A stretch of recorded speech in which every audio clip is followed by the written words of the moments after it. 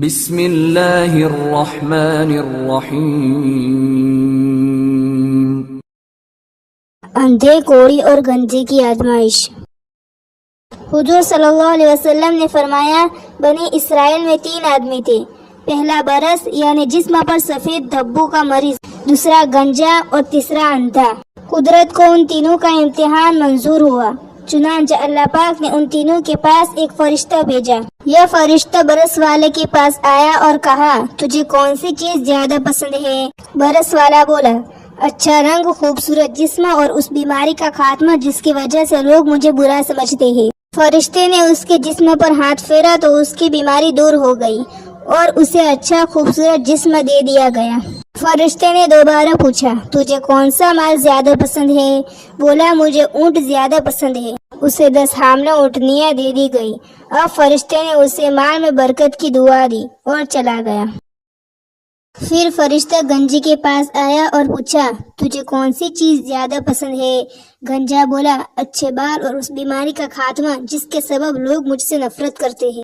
فرشتے نے ہاتھ پھیرا تو اس کی بھی بیماری دور ہو گئی اور اسے اچھے بال دے دیے گئے۔ اب فرشتے نے پوچھا، تجھے کون سا مال زیادہ پسند ہے؟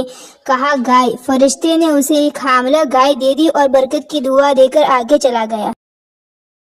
پھر فرشتہ اندھے کے پاس آیا اور پوچھا، تجھے کون سی چیز زیادہ پسند ہے؟ اندھا بولا، اللہ پاک میری بینائی لوٹا دے تاکہ میں لوگوں کو دیکھ سکوں۔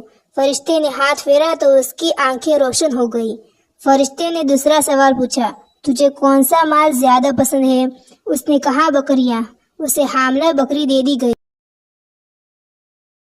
اب ان تینوں کے جانوروں نے بچے دیے، ان کے مال میں خوب برکت ہوئی۔ اونٹ والے کے اونٹوں سے وادی بھر گئی، گائے والے کی گایوں میں اور بکری والے کی بکریوں میں بھی خوب اضافہ ہوا۔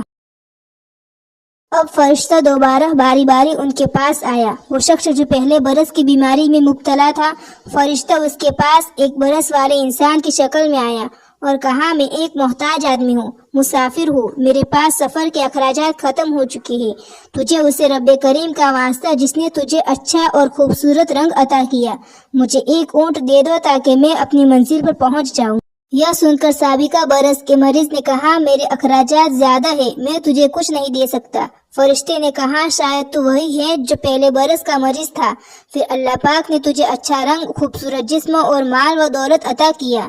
اس پر وہ شخص ناشکری کرتے ہوئے بولا، نہیں، یہ مال تو میرے باپ دادا کا ہے، مجھے وراثت میں ملا ہے۔ اس پر فرشتے نے کہا، اگر تو جھوٹا ہے تو اللہ پاک تجھے پہلے جیسا کر دے۔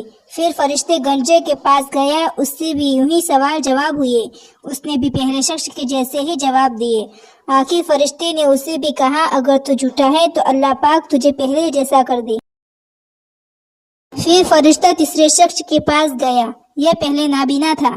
فرشتہ بھی اس کے پاس نابینا انسان کی شکل میں گیا اور کہا، میں محتاج ہوں، مسافر ہوں، میرے پاس سفر کے اخراجات ختم ہو گئے ہیں۔ اسے رب کریم کا واسطہ جس نے تیرے بینائی لوٹائی، مجھے ایک بکری دے دو۔